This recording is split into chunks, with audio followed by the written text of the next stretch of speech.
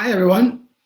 Welcome. My name is Adam Laukoff. I am the co-author of a new book called Big Backs in Burgundy, which makes a great Christmas present. And I am so happy to be here tonight to moderate the LA Magazine Whiskey Festival. Before we begin, the Whiskey Festival is presented by Chow Now, and we're so happy to be partnering with them because they share a love for great restaurants like Forma, which many of you are enjoying right now. And unlike most delivery apps, Chow Now doesn't charge any fees or commissions, so all your money goes straight to the restaurant. And right now, because of our takeout and delivery orders, basically keeping our favorite spots afloat, that's a lot more important than a lot of people realize. So thank you to Chow Now for supporting all the restaurants we can't live without. And just a quick note before we begin, if you'd like to show your support, you can share your photos of tonight's experience and tag at LA Mag and at Chow Now. And without further ado, let's get on to the whiskey. We're going to start with our collection of whiskey tastings, which a lot of you have picked up tonight, from Jim Beam to Basil Hayden's and Knob Creek. Three beautiful bourbons that I enjoy tremendously. And after that, there's I'm going to move on to Don Francisco's Coffee, which is a delicious coffee, LA-based with a great story behind it. And that's going to be fun for everybody. So without further ado, let me introduce Beam Suntory's wonderful West Coast ambassador, Amanda Gunderson, who's going to be taking us through some of these tastings. Hi, Amanda. Hi, how are you? Good. Nice to see you again. It's a pleasure to be here. Yeah. So I guess take us through some of the history of Beam, and some. You guys have such an amazing portfolio of bourbons, and also an amazing sort of history that has a lot of sort of family connections in it. So why don't you just take us through some of the history, and then we'll come back and we'll chat about bourbon. You bet. It would be my pleasure. So you're right. Beam does have a wonderful history. We are 225 years old this year. So that's quite a feat for any business to be at that level. The Beams are considered to be the first family of bourbon for a number of reasons. Not just because we are in the middle of transitioning from our 7th generation master distiller to our 8th generation master distiller, but you also see that Beams have spread their tentacles out all over bourbon making. Anytime that there's been a shift, a change, a movement towards saving the whole entire category of bourbon, there's always been a Beam there to lead the way. And you also will see that there are Beams who are responsible for helping with the creation of Willet, of Heaven Hill. There was a Beam, Elmo Beam, who was very helpful in bringing back the relaunch of Maker's Mark. There's currently a Beam who's a distiller at Michter's Bourbon. So the Beams themselves have really spread out all over Kentucky and all over the bourbon world. But they also have not just them that are working behind at the master distiller level, but really when you think about a multi-generational business, there are people in that business who have been there for as well 7, 8, 5 generations. The guy who works our still right now, the first time I got a chance to meet him, I asked him how long he'd been doing it, and he said he'd been working the still for 35 years, and he took over for his mom, who had been working the still for 43 years before he got there. So in honor of all those people today, we're going to start with Jim Beam Black. This is Jim Beam Black Label. You might be familiar with Jim Beam Black. You're probably familiar with Jim Beam White Label. It's the #1 selling bourbon in the world, and it is the most recognizable bourbon in the world. But Jim Beam Black is the same recipe as Jim Beam White Label, but White Label is aged for 4 years and bottled at 80 proof, and Beam Black is aged for about double that. It sees 8 summers in the barrel, and then we bottle it at 86 proof.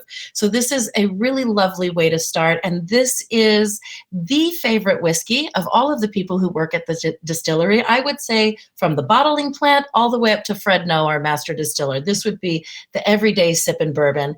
And it is priced at a point that makes sense for people to be able to buy it, put it in cocktails, sip it neat, share it with their friends. We really believe that you should come as friends and leave it as family at Beam. And this one really does that, I think. So as you're sipping this, I would say what we're going to want to do is check in with our olfactory system first. So you're going to want to have get in with your nose first. You don't want to sip this, though, like it's wine. Keep your mouth open a little bit, and you don't want to get your nose all the way down in there the way you would with wine. This one, you kind of want to dance around the edges of the glass. I like to call this a little bit of like olfactory yoga, because what I like to do is kind of sniff around the glass and then take a big deep breath in, take a sip at the top of that breath, and then breathe it out. And that will help you get as many of those notes as you possibly can. So it kind of looks like this, where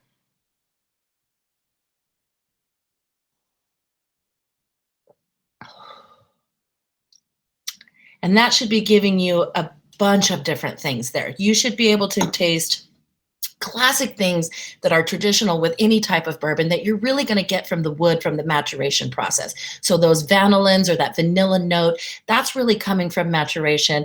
You're also going to have kind of caramel. You'll get smoke. You'll get wood notes.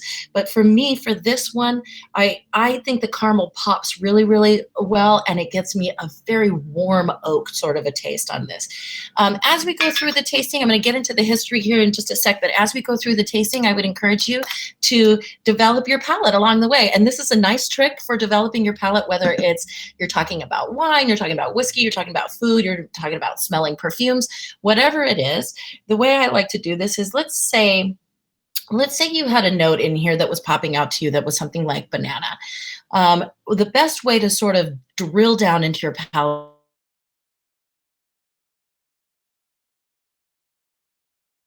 is it underripe banana? Is it bananas Foster? Is it banana candy? Is it Maduros maybe? Is it fried bananas? What really is that banana? And really drill down in there. And also trust, I think sometimes developing your palate can seem overwhelming because you don't want to be wrong. I would just encourage you to just trust yourself, because everybody's palate is different, and your own palate will change not just from day to day, but from time of day to time of day. So, trust yourself. What you're tasting right now is what you're tasting right now, and there's nothing wrong with that. So, for example, I one time tasted a tequila, and all I could smell and taste was sandwiches. So that was my giant tasting note, with sandwiches. So whatever it is that you're smelling and tasting in there, that's going to be correct. But please enjoy a little bit of Jim Beam Black, and let's talk a little bit about the history. So we'll go in here to 225 years of bourbon making. And this is an old family picture. This one looks like it's probably from the 50s here, but let's scoot to the next slide. All right, so this is Jacob Beam. So he's the starter of it all. So Jacob Beam came to this country as an immigrant. His name was Jacob Boehm, actually, when he came here from Bavaria. But just like many immigrants who came through Ellis Island, he changed his name to Beam so it would be a little bit easier for people to pronounce and understand. And he was really amazing as a teenager. He was working on a farm as a teenager. His dad died when he was really, really young. And so he had kind of a father figure in an uncle of his. And he was working on a farm in Maryland. And during that time, he would take apples and ferment them and turn them into cider. He was taking grains and making whiskey. He was taking grapes and pears and all sorts of things to make wine out of. So he was really fermenting and working towards distillation as a very, very young man. And his uncle, who was kind of his father figure, was given a piece of land by the United States government for his contributions during the Revolutionary War. And so he gave him this piece of land in Kentucky. And it was many different parcels of land. So when his uncle passed away, he handed down all of those parcels of land. He split them up amongst his kids, and then he gave some also to Jacob Beam here. But there was 2 rules to owning that land. One was that you had to live in Kentucky to get that land, and he was in Maryland at the time. And the other was that you had to be using the land to be growing at least 75% corn. So Jacob Beam decided to do what would take us today from where he was in Maryland to Bardstown, Kentucky. You're talking about maybe a 12-hour drive. That took him about 3.5 years to get across the country in that way from Maryland to Kentucky. And the way he was able to do that and afford that trip and claim his own land is that he actually traveled all that way with a little miniature still on his back, and he was distilling whiskey the entire way and using that as a currency, as a way to sort of trade for hotel rooms and lodgings and food and all of the things that clothing, whatever he might need along the way, he was trading in whiskey. So then he gets to Kentucky and he starts up the farm, and they're really just using the extra grains to be making whiskey out of. He's really selling the grains to be made for food. And, that was pretty common back then. When we're talking about the 1700s, during that particular century, stills were considered to be a common piece of farm equipment. Almost every farm would have had a still on it, because you may not go through all of your grains that you're going to harvest in a season, but you would never let them go to waste. And so that's when you start to turn it into a beer or a whiskey or something like that. So he was making something called Old Jake Sour Mash. And then his next generation, so the next slide, please. David Beam, he starts making something called Old Tub. So they take Old Jake Beam Sour Mash, they rename it into Old Tub, and David Beam is a very young guy, but he was super fundamental in the business there for the Beams. He's the one who said, let's stop farming for food. Let's turn this into something that we are making whiskey as our primary business.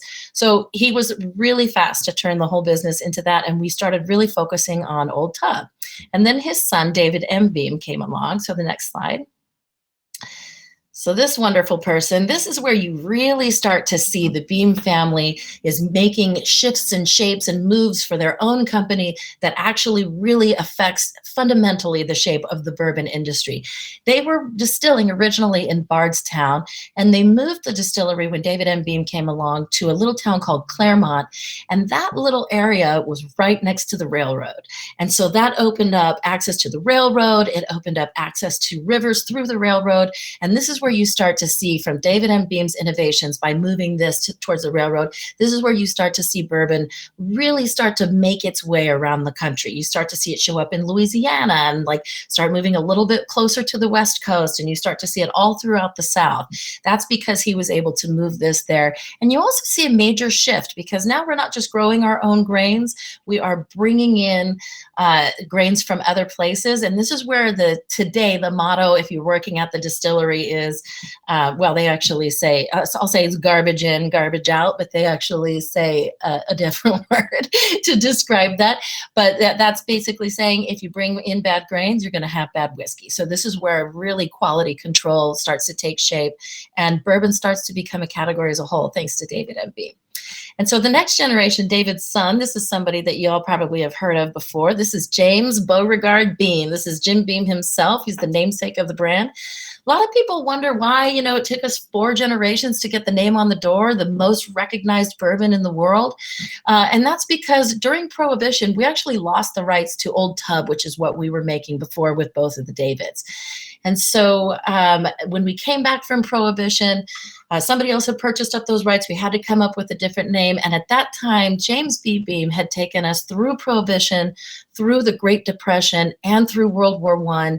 And he was somebody who was fundamental in keeping the business going, even in times when we couldn't actually produce whiskey. So during Prohibition, he was turning the property into an apple orchard. He turned it into a quarry at one point. He was so bad at all these businesses that there was a little running joke in Claremont that if he decided to go into the mortuary business, people would stop dying because he was just so bad at business. But he held everything together just, by the nick of his teeth. And when Prohibition was over, he and his cousins and his brothers went down there to the distillery and rebuilt it in 120 days, which is a big enough achievement on its own. But then they were also in their 70s, these guys. So my dad is in his 70s, and whenever I think of this, I picture my dad and all his brothers and cousins trying to build a giant factory right now in 120 days, and I can't picture old Rex doing that. So it's really quite amazing that he does this.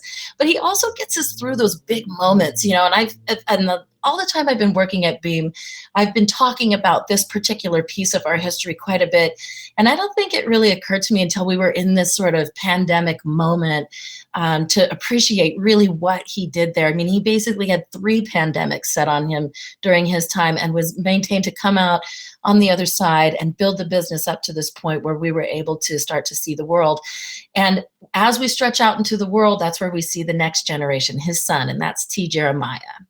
So T. Jeremiah, I love T. Jeremiah Beam. He's a little favorite of mine in this rundown. He was a socialite, him and his wife. They really just loved life. They loved partying. They loved to travel. They didn't have any kids. And so they just sought out the world. And through those travels, he was able to bring Beam and introduce it and get it sold in 100 new countries. Another giant tick in the belt for bourbon as a whole, because T. Jeremiah really is fundamental in bringing bourbon to the world and actually opening the way for, the Russell family with Russell's Reserve and Wild Turkey and, everything that's going, the Samuels family from Maker's Mark. Everybody sort of owes T. Jeremiah a little debt of gratitude for really pushing the whole bourbon category out into the world. So wonderful guy, but he didn't have any kids. And so he handed the business down to his nephew, his sister's son. His sister married a fellow named Frederick Booker Noe. And the next slide, we'll see Frederick Booker Noe Jr. So Booker, as he was called, he is also extraordinarily fundamental in the history of bourbon. And I would say Booker is actually so important to whiskey making and bourbon making in general that I would put him as maybe one of the top 5 most important people in the history of whiskey in general. So if you're wondering about the difference between whiskey and bourbon, because I keep using them sort of as interchangeable parts, whiskey, it's kind of like how all dogs are, or all Chihuahuas are dogs, but not all dogs are Chihuahuas. Kind of the same thing where the dog category, that's whiskey. And then underneath it are the breeds. So that's where you're going to see Japanese whiskey and Scotch and Canadian whiskey and American whiskeys. And under American whiskeys, you'll see both bourbon and rye hit that category. So when Booker came on board, we're coming into the 70s, we're getting out of the 60s. We're coming out of a time where people really didn't want to be drinking like their parents. They were maybe smoking a little something during that time, or if they were having a martini, it was a shaken, not stirred thing from a spy movie. And so it had nothing to do with whiskey. And bourbon was really considered at this point to still be somewhat of a cowboy whiskey. And Booker, knew better, obviously, that bourbon is something to be sipped and cherished and takes a very, very long time to produce and get the fine quality. The next thing that we're going to be sipping on is about 7 years in the making before it reaches the bottle. And that's what we're going to call here. This is Basil Hayden's. So this is where we're going to move to our next whiskey. And I think it's appropriate for us to sip along with this as we're talking about Booker, because Booker's major contribution to the bourbon world is that he developed the small batch bourbon collection there. He started with a bourbon called Booker's, and that one was released to the public in 88. He originally started working on that in 83, and he was giving it away to people who work at the distillery. That was a gift, a holiday gift that he was giving to everybody. And that was where he was taking the barrel from the center of the rack house. Our rack houses run between 7 and 9 stories, and we don't have temperature control in there. So it's important to note for us, more than 9 years, it's more important to say that something was in there for 9 summers, because that's when the bulk of the flavor and the work is happening with those barrels. That's when they really start to work hard on that whiskey. And then in the winter, they sort of lay dormant like bears. They're just sort of hibernating in there.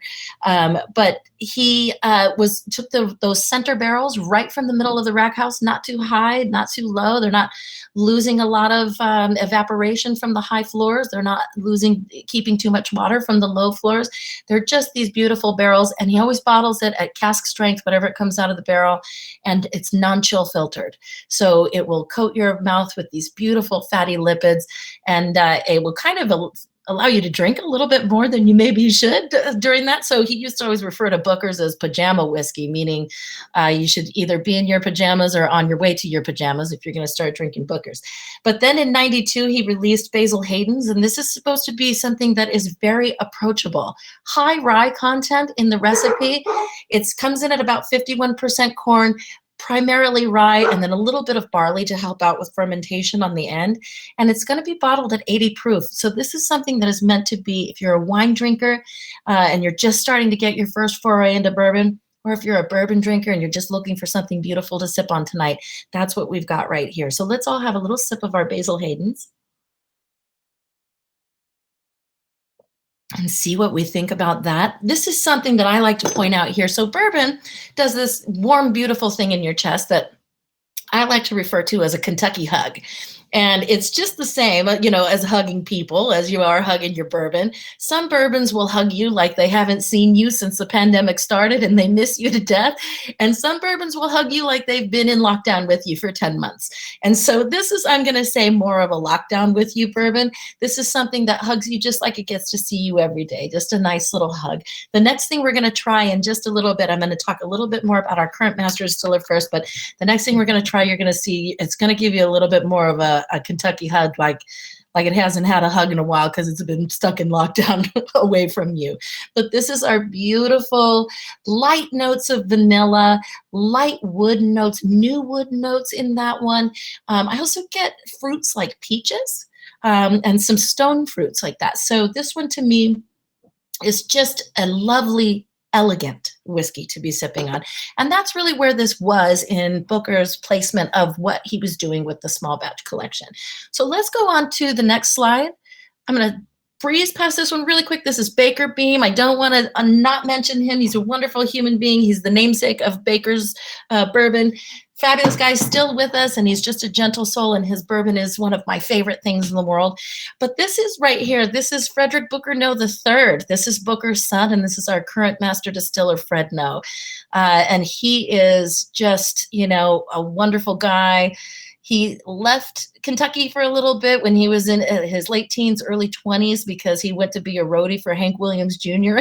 for a bit. And then his dad called him back when he created the small batch collection. And he said, hey, I need you to come on home, son. I need you to just start traveling around the country and introducing people to these bourbons, because he really believed that all you had to do was get people to sip on them and try them. And that would be enough for us to be able to launch this small batch collection. So before the small batch collection is launched, bourbon sales are dipping. Then you see the small batch collection, other distilleries around start to follow suit with their small batches, and you see this giant rise in bourbon. That's why I would say Booker Noe was so important. And Fred was the one who really went around the country and spread the gospel of this. If I had to say that Fred Noe was a whiskey, I would say that Knob Creek is basically the whiskey personification of Fred Noe. So we're going to sit to Fred here. This is a no bullshit whiskey.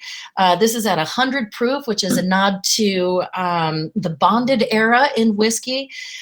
This is going to be something that is generally considered to be sort of the industry standard for what a robust bourbon should taste like. This is going to be about 75% corn. I love that sort of mash bill, that mid 70s. To me, it's a throwback to those times in early Kentucky life where the land was 75% corn. The rest we're going to have in here is going to be barley and rye. And this one, we've just gotten the 9-year age statement back on. This is every bit has been earned in here. This first went down into the barrel in 2011. So the same year that Bridesmaids came out. So we'll just have a little sip of that. Give it a little smell. See what you think, what pops out to you.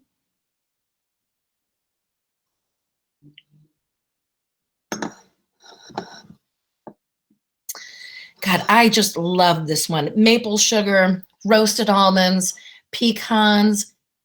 It is so delicious. I mean, I would drink this any time of year, but the winter time is the perfect time for this. I think this makes the most amazing old fashioned. For those of you who are fans of old fashions at home, it's my favorite cocktail for all of the reasons you would think. It's just spirit, sugar, water, and bitters. It's very simple, but it can be made very complex. And that's what I would do if I was drinking this in a cocktail. But normally what I would do is just put this on a rocks with a little bit of a splash of water, because I like to bring the proof down, but you certainly don't have to. But this is really quite a lovely, lovely, full of baking spices, wintertime whiskey. So that being said, I'll show you our last slide real quick, just so you can see the future, who's coming out here. This is Frederick Booker No the fourth here on the right, this gentleman. He's the one who's going to be taking over. He makes something now at the distillery called Little Book, which is probably the most expensive, smallest yield whiskey that we make right now. This current selection of Little Book is actually a blend of 4 different whiskeys. One of them is a bourbon that is made with brown rice. So it's very exciting for us there. It's really lovely. And Freddie is really the one who's going to take on the reins. And I would say if I had to pick one word to describe these two fellas that we're looking at here, I would pick integrity. So with all that being said, let's get back and let's do a little Q&A. I know it took quite a bit of time there, but I'm curious to see what your thoughts are.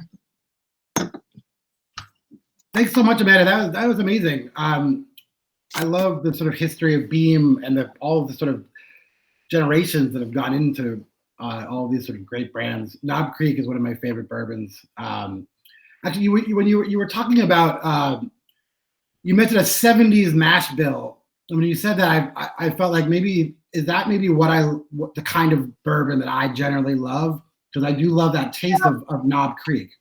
What I was, like 70s, meaning not like the 70s, but like somewhere in the 70s.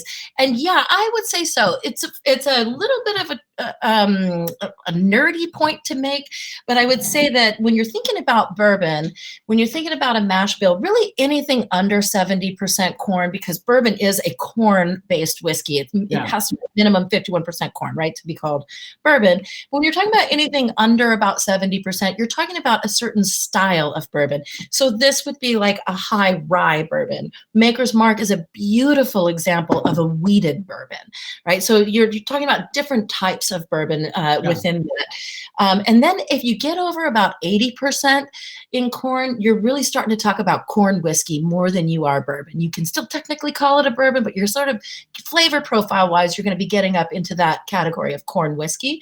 So generally speaking, these guys, it's the one thing they don't give away is the exact mash bill recipe for any of the bourbons. They never have, not in 225 years. They definitely won't as long as Freddie's still at the helm. He holds that very close to his breast. I've never even seen it, but you can sort of guess that it's going to come in there somewhere in the mid 70s. And then as you develop your palate even more towards what the corn notes are going to be, you can start to guess, and you in particular, because you know that you like a 70-ish% mash bill of corn, I think you would pretty easily get to a point where you could say, that's about 75% corn. Oh, interesting. And the other thing I had read was that Knob Creek is aged in level 4 charred barrels. What does that mean? What? And I know that oak barrels are sort of one of the keys to bourbon. Charred oak barrels, new oak, right? Yes. But what are the different levels? And then also a follow up to that, which I'm always sort of curious about, is you always hear that like certain wines and other kinds of booze is aged in old bourbon barrels, and I'm curious. So is there a big market there for sort of used bourbon barrels? Like, do they come in and buy them all up? And is that barrel worth a lot of money? Yes. So yes. Very, very good question. Okay. So the legalities around bourbon came during Johnson's presidency. So that's where you start to, you have to be called bourbon, to put bourbon on your label and to be approved by the government with the labeling process, the TTB. It has to be minimum 51% corn. It can't go over 160 in distillation proof. You can't barrel it at higher than 125, et cetera, et cetera, et cetera. Has to be made in new oak container, actually. It doesn't specify barrel, but of course everything gets aged in barrels. So all of these things come out in LBJ's presidency. I know a lot of people think the B stands for Baines, but I actually believe it stands for bourbon because he's the one who brought us our national spirit, LBJ. So, he's the one who put all of these things together. I'm not sure exactly why the rule was made that it all has to be done in brand new oak. I would imagine that probably some senator lobbied for that who has like a lumber company in his family or something. Because there's really not a ton of reason. It does impart a major amount of flavor. So it could be that as well. New oak is something that, because we are required to do that as bourbon, all of our barrels are brand new and they all have to be charred. And you're right, there are these different levels of char, 1, 2, 3, and 4. So 1 is going to be more like a toasted barrel. 4 is something that we call an alligator skin. And so you can imagine the inside of the barrel looks like an alligator. So that's the alligator char. And what happens in the barrel is that char actually sort of acts more like a filter. A lot of people think that maybe the color or the flavor is coming from the char, but it's really acting a little bit more like a filter. But what happens is when you have injured the inside of the tree, basically, is what you've done there. That used to be a living being. There's still a lot of living organisms in there that are built to help this tree survive. So what happens when you char it, it's just like with, when you get sick, good cells go to that place to help fight off your sickness, or, you might have something that's helping to heal a wound, a cut on your arm, something like that. It's the same thing with trees, but what they send instead of good cells to heal the sickness is when there's an injury on a tree, they send sugar. So what you get on the inside of that wood, and if you've charred it really harsh, like on an alligator char, is a fair amount of sugar. There's a whole layer in there that we call the toasted layer, or the red line that is in there. And that's where you're going to start to see in the summertime, in that very, very hot, sweltering, humid summer of Kentucky, the whiskey will start to leave the barrel and go inside the wood, and then come back into the barrel and go inside the wood and come back into the barrel. So it's like, it's this breathing entity almost in the summertime. And as it's going into that toasted layer, all those sugars, it's bringing all those vanillins, all that caramel, all that toasted wood back into the barrel with it, and going back in and coming back out. So that beautiful size of a bourbon barrel is important as well, because there's, it's a proper amount of surface area for the liquid inside to be touching the outside of that barrel. And what we do with them when we're done, we probably pay, I'd say if we paid $200 for a barrel, we probably sell it for $195 or $198. We almost break even on the barrels. Almost everything that you try that's aged, unless it's specified as a special particular type of barrel, is going to be done in a used bourbon barrel. So most scotches, most tequilas, most rum, most things with age on them will be coming from a used bourbon barrel. I know people who will sweat the barrels before they will age because they don't want a ton of bourbon to be influencing the flavor of the new thing, the tequila or the rum or whatever is inside of it. And I know some distillers will take that barrel and really want to keep, they want a barrel that's had 12 years of whiskey sitting in it, because they want those notes to be imparted back into their scotch or their rum or their Japanese whiskey, however it might be. Yeah. God, I have so many more questions, but I apparently we're running out of time. I am actually really curious, because I know that you are sort of an expert at whiskey and bourbon. General question: what's the best bourbon you've ever tasted? Not necessarily your favorite, but just the best. And then also, money no object. What's the sort of rare sort of pie in the sky bourbon you'd love to taste if you could? Oh boy, the pie in the sky bourbon. There's just so many. I know that there's what happens with bourbon is it's not necessarily the same thing as like with scotch. Scotch is done in such a temperate climate that, it doesn't have that same effect with the wood as those hot, sweltering summers in Kentucky. So it takes it a little bit more time, a little bit more lingering in that barrel to really reach the full throated flavor of scotch that you are really looking for there. So you might see a 25-year scotch or a 30-year scotch, and that will make it a much finer scotch than something that sat in the barrel for, say, 6 years or something like that. But with bourbon, once you start to get past about 16 years, 18 years, something like that, you really start to pull, because it's such harsh summers, you start to pull really deep into the tannins of the wood. And so you can get something that is extraordinarily bitter and harsh in the tobacco notes. And there's nothing wrong with that. It's just that you have to really love whiskey to get to that point, because traditional bourbons are supposed to be more full of fruit and vanilla and caramel and smoke and wood and all of that stuff. But you start to get, so as the age goes, it can get a little bit on the offside. So I would say my favorite whiskey that I'm drinking right now, that I just have a tiny little bit left of, is in the bourbon category, would be Baker's 13 year. We did one release last year of Baker's 13. It is stunning bourbon. So if you find it, if you can catch a bottle, get it. But I would say if I had a pie in the sky with bourbon, well, actually, can I switch to a different American style whiskey on that pie in the sky one? I have You a can rye. say anything you want, Amanda. Okay, so the rye that I would get at would be, well, okay, if I can do anything I want, there was a release this year of a 50-year Yamazaki that went for like $3,000 or something. I would love to try that. That would be okay. That makes sense. That makes sense. Yeah, that would be maybe my most pie in the sky dream would be the 50-year Yamazaki Japanese whiskey. But the rye whiskey, getting back to American whiskeys, the rye I would really like to try is that Booker one year in his time of making Booker's released a rye. And that rye now, if you found a bottle of it, you could be paying anywhere upwards of $2,000 for that bottle because it is so highly collectible. So I would love to taste a little bit of Booker's rye. That sounds great. So what year was that? It was 1 year. Do you know? You know, I don't know the exact year, but he stopped. He was still lucid and with us, in the early 2000s, but he really stopped doing too much in the early 2000s. So that Booker's coming out in 92. I would say had to have been somewhere in the late 90s. I'm sorry we have to go, but I'm going to ask. We have a trivia question for everybody. I had about 1,000 more questions I wanted to ask you, including what the rye bill means to Basil Hayden's, which I'll have to ask you offline. But sure. I will. So just to preface this, you have to be in LA to win this prize. But the first person to answer the trivia question will win a gift box with Beam, Hayden's, Knob Creek, and the first person to type the answer to the chat wins.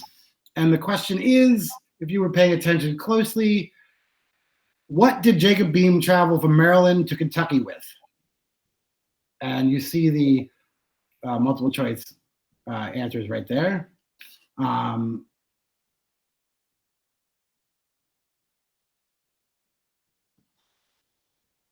Let's see. Maybe and Amanda, while we're waiting for the first person to weigh in, I have another question here. Really quick, Ashley Green. Oh, you see it? I do, yep. And I wanted to just tell David Gisler here, the best bourbon for gifting for the holidays, I would say Basil Hayden's has a 10-year release this year. I mean, this bottle of Basil Hayden's is perfect for gifting as well. But the 10-year bourbon and the 10-year rye that they have out this year are mwah. And the Caribbean cask and the dark rye. Any mark of Basil Hayden's, I would say, is perfect for gifting. Amanda, you don't have to get me a present, but if you got me that, I would be you bet. Totally fine with that.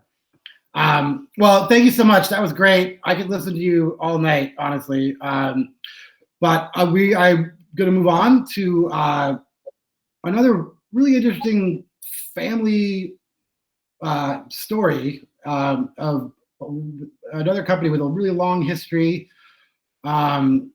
which very similar to bourbon is Don Francisco's coffee. And in many ways, coffee has those sort of bold, intense flavors and has that kind of connoisseurship that whiskey does as well. So with that said, I would love to introduce somebody who is the executive marketing director of Don Francisco's Coffee, and also the granddaughter of Don Francisco himself, the original Don Francisco, Lisette Gavinia Lopez. Welcome, Lisette. Hi, Adam. Thank you. It's a pleasure to be here. Nice to see you again. Yes. Yeah. So I've been enjoying Don Francisco's all week, and it really is delicious. But I particularly love the double French roast, which is great. As a whiskey drinker, I can totally understand why you would like the double French. It's our deepest, darkest roast, and it has that smokiness that you love in a dark roast, but it doesn't have that, it doesn't have the charred flavor. I think that turns off some people, Right. No, it's just mellow enough. Yeah, it's delicious. So yeah, the history and the story behind Don Francisco's fascinates me, and I feel like it's just a lot more rare these days.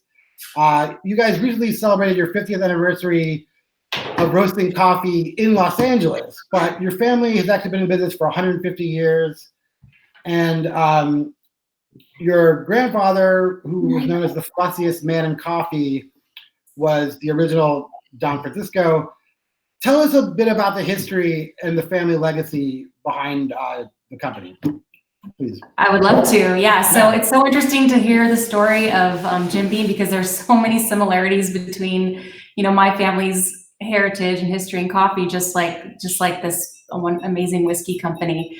And my family, the Gavinia family, has been in the coffee business for over 150 years. We actually started as coffee growers in Cuba in the Caribbean, and that's where my family is originally from. And we started with my great-grandfather and his brother, who left the northern part of Spain and became coffee farmers and were adventurers coming to Cuba into the New World. And they planted the first coffee trees in the late 1800s. And that's where my grandfather was born and where he learned about, cultivating coffee, processing coffee, and also roasting coffee. So my family was in the coffee business in Cuba almost 100 years before the revolution. Wow. And then my family fled Cuba through Spain and eventually settled in Los Angeles in the early 60s. And but it was my grandfather's dream to always get back into the coffee business. My family left everything behind, coming to America to start their lives over. And so my grandfather, Francisco Gavinia, he discovered an opportunity to buy a small roaster in 1967, and with the support of my grandmother and their 4 children, the Gavinias were back in the coffee business right here in LA. And as you said, this year we celebrated 53 years of roasting right here in Los Angeles. We are LA's own roaster, still 100% family owned and operated. And we're truly a family business, and we're very, very passionate and proud of our product and our Don Francisco's coffee brand. Yeah, no, and you're a granddaughter, but I understand. You tell me, how many other of your family members actually still work for the company, and how does that work? Yeah, well, there are 13 of us all together. So I work with my dad, my 2 uncles, my aunt, and then my sister, and 8 of my cousins are in the business. And so it's very, very rare for we consider ourselves to be the 4th generation in coffee for this many family members to work in the business. Yeah. But and I actually consider it a blessing, because we have such a strong sense of pride knowing where we come from. We love to say that coffee literally runs through our veins, and we do it all together every day. We're making the coffee. Yeah, I mean, most people, Christmas is enough to deal with their 13 family members, and that's kind of stressful. You're dealing with it every day. Is there sort of a hierarchy amid the family? Is it based on age? Is that how it works, or is it a little more complicated? Yeah, no, definitely. There's the generations. So we call ourselves G3, and G3 is my dad's generation. G4 is my cousins and my sister and I. So there's definitely age and experience and just involvement, education, experience outside the company. But luckily, our company is large enough that we tend to not get into each other's way too much. I see. I have to say, if there are any sort of Netflix producers listening, I think these guys would make a great reality show. And if they do, I think it should be called Brew Bloods. I just want to. I love that. The Brew Bloods. Ooh. You can have that for free. I'll give that to you. Thanks, Adam. I love that. So we'll get on to the coffee, but the other thing I'm really curious about is I read that you're a licensed Q grader, which means you're a certified coffee taster. And I'm wondering, how do you become a certified coffee taster, and sort of what goes into that process of being certified? Yeah, it's challenging. Let me tell you, it's basically, to become certified as a licensed Q grader, you have to pass this 3-day exam, and there's a written portion of the exam. There's an olfactory portion where you have to be able to identify certain smells that are the natural aromatics in coffee. Then there's the tasting, where you have to be able to tell the difference between sweet, sour, salty, and umami, and bitter, of course. Bitter. Is there a blind tasting like with wine? Is it blind tasting? Oh, really? Wow. They're blind tastings, but there are cuppings by region. So you taste Latin American coffees together, and then you taste East African coffees together, but you have to be able to match the ones that are the same and which ones are different. So what we call a triangulation. And then also be able to grade the coffee, because the Coffee Quality Institute, which creates these license, the exam or the license for the Q graders, they grade coffees like wine. So coffees that are graded 85 points or more can be sold at a premium directly from the farmer or even from the roaster. So it's really interesting, but it's very challenging. You can barely. It's 3 days of this tasting and the exams. You can barely feel your tongue at the end of the third day, and you have to recalibrate. You have to recalibrate every 3 years. So. Yeah, and I know that you guys do you all of your roasting in LA? Is that where the headquarters is? Yes, we do all of our roasting and packing in our Los Angeles facility. It's in the city of Vernon, and we run a zero waste to landfill plant, which we're very proud of. You know, my family, because we were coffee growers, we have a very strong connection to the land and are very committed to sustainability in all of our business practices. And we actually invest a lot back into the coffee farms, helping the coffee farmer with developing different sustainable practices and investing back into the communities where we buy our coffee from.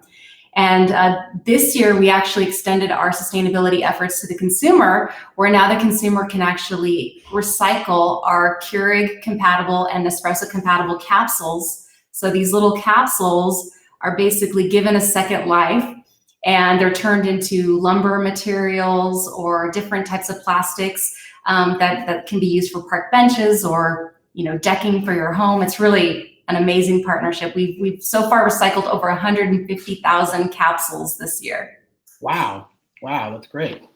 So I know that your coffee comes from, is it Arabica?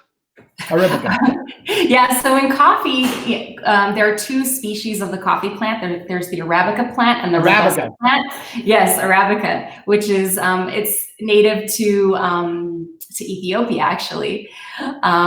So the most flavorful, the most aromatic coffees of the world are of the Arabica species, and all of our Don Francisco's coffees are 100% Arabica, sourced from the finest coffee growing regions. We take a lot of pride in creating high quality products. Even all of our espressos are 100% Arabica. So the coffees that everyone has received in their whiskey kits are all 100% Arabica coffees. And, my grandfather's name is on the brand, so we want to make sure the quality is the best it can be.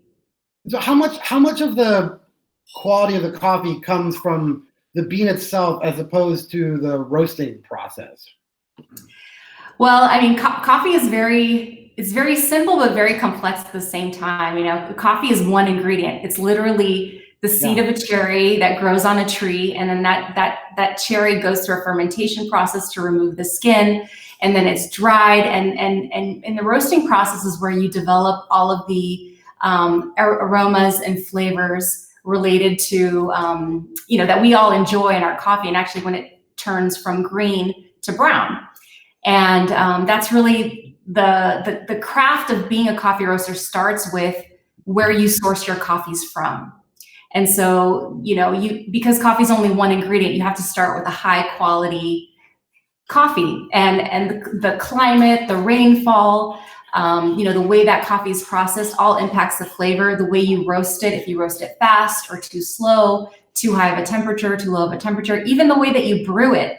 If you're using too little coffee, not enough coffee, you can over extract that coffee and make it bitter, and it all impacts the final cup that we drink at home. Are you the best coffee brewer in your family? Where's the competition?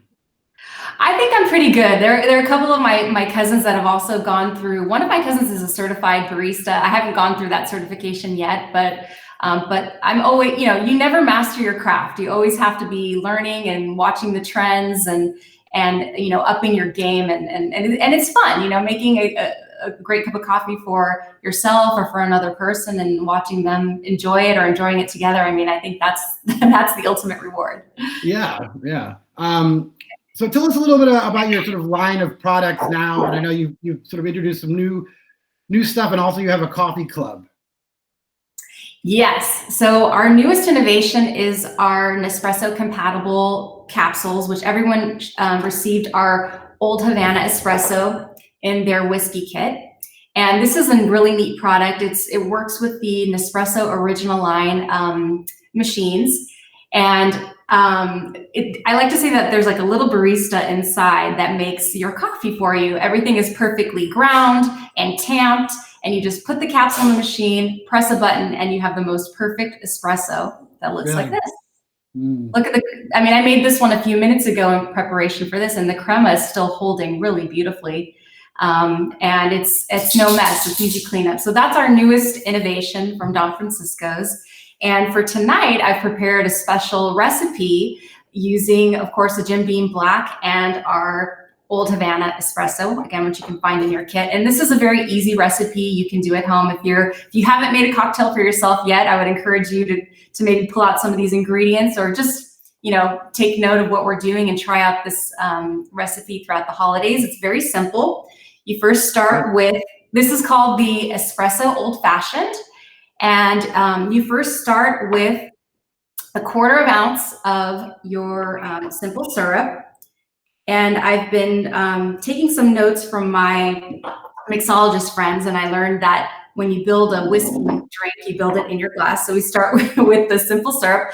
And if you don't have simple syrup at home, it's very easy to make. All you do is boil equal parts sugar with equal parts water. So I did a cup of sugar with a cup of water and let it simmer, and you have simple syrup, and you can keep it in your refrigerator.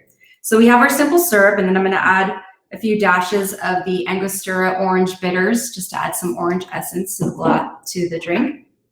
And then you can mix that up, and I can already start to smell the aromatics there with the orange. It's wonderful. And then you add your ice, which I have here. An ice cube there. And then next I have the Jim Beam Black, and we just want to pour that over the ice to open up the bourbon. And bourbon is actually a really good spirit for a coffee cocktail because it tends to be a little bit sweeter versus other whiskeys. And this one in particular pairs very well with the Old Havana because it has those warm caramel notes. It's light smokiness, but the hints of citrus and the nuttiness of the Old Havana really make it a nice companion. Yeah. Why do you think whiskey goes so well with coffee generally? Just curious. I think, they both have this warming sensation. They have they complement each other really well, specifically because, they both give you that comfort. Like I loved how Amanda said it was the Kentucky hug. I feel like this espresso old fashioned is definitely giving you that whiskey and espresso hug. Yeah. And then, so we've got our whiskey inside, and then at the end, we add our espresso. And I like to add the espresso at the end so that we can maintain that crema on the top. You can see the crema kind of forming there. Yeah. And then just give it a couple of turns. And then for a garnish, I have a lemon peel, and just like to twist that so you get some of the essence of the lemon. And then, do you ever order an espresso and they give you a lemon peel, like at a fine dining restaurant? I was reading about that. Yeah. I was reading about that, and it actually is something that was started in World War II. It's kind of interesting history there. But so for this drink with the old fashioned, I like to just, put the rind around the rim of the glass, kind of like if you would get an espresso with your lemon rind. And then I'm going to add some rosemary as well. It's just from my garden. And this is kind of nice to just give it a little bit of a holiday twist as well and add to the aromatics of the drink. And there you have. Wow. Cheers. Old fashioned. Cheers. That looks amazing. Give it a taste. Delicious. That's really good. Very good. It seems like it. So I have a question. I think we've all probably been drinking a lot more coffee at home than we ever did before. I have a Keurig machine. I've always been curious, is there a difference between what's inside the Keurig cup as opposed to what I might buy in a sort of loose brewed coffee from you guys? How does that work? Is it treated differently? Yeah, so it's really interesting because the Keurig cup, basically what you're doing is instead of making an entire pot of coffee, you're making 1 cup of coffee. So you're emulating like you're downsizing the same type of brew method. So inside that Keurig K-cup, you have a paper filter with the coffee inside. But Right. because you're brewing a cup of coffee in under a minute, I think it's like 47 seconds, you have to adjust the grind for the coffee. So it has a finer grind so that you're able to get the proper extraction in the coffee, and that cup of coffee tastes, full and has the sweetness and the full body that you're looking for in a cup of coffee. It's kind of interesting. Is it sort of a high level grind that I wouldn't be able to do at home, or is there a way to do that without the special equipment? No, definitely. If you're into grinding your own coffee at home, or you're looking to maybe purchasing a grinder, I would highly recommend purchasing a burr grinder, where it helps to deliver a more even grind so that you have more even extraction with your coffee. So if you have a grinder at home and you grind it fine, you can use my K-cup and just put it inside, and you should get a pretty good strong cup of coffee with your Keurig. Yeah, but the grind is very important in coffee. It basically, you want to match the grind to how long the brew method is. So fast brew methods like espresso or the Keurig have fine grinds, but cold brew, which takes usually anywhere between 18 to 24 hours, you want a coarse grind. So okay. Tip there. No, I mean, I never knew that. So then,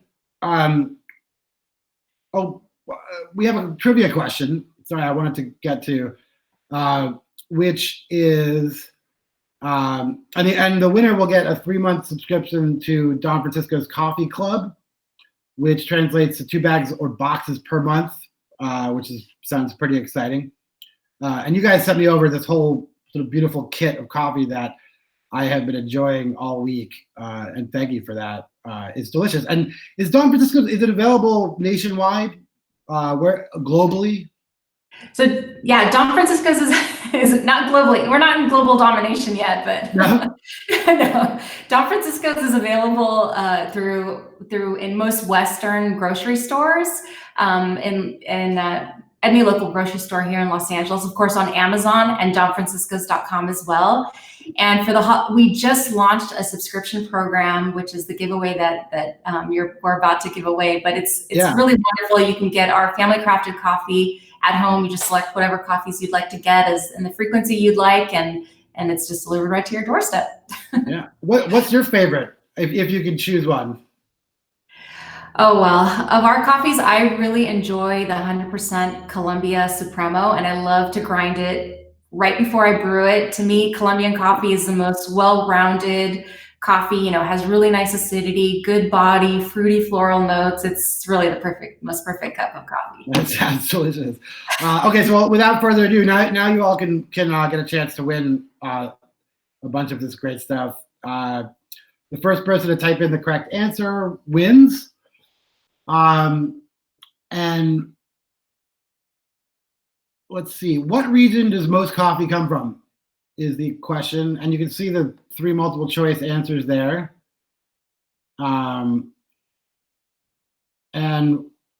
while you guys are entering I have another question from an audience member, is that, can you make an Irish coffee type drink with bourbon, is the question out there. Well, if you ask an Irish whiskey drinker, they might have a different answer, but I'm going to say yes. Yeah, it feels like you can, right? Yeah, and what's interesting about the Irish coffee is the most important thing in making that drink is you want to make it a layered drink. You want to layer the coffee with the whiskey and then the fresh cream on top, and actually enjoy it that way. Not mix it all up, but just let it mix itself as you're drinking it. Let all those layers kind of come together. So it's actually, I love Irish coffees. Yeah, no, I do too. I don't drink nearly enough of them, but I should. We all should probably. Okay, so let's see. Oh, we have a winner. Lena, I believe. Yes, it is Lena. Congratulations, Lena. You've got a lot of good coffee coming your way. Congratulations. Yeah.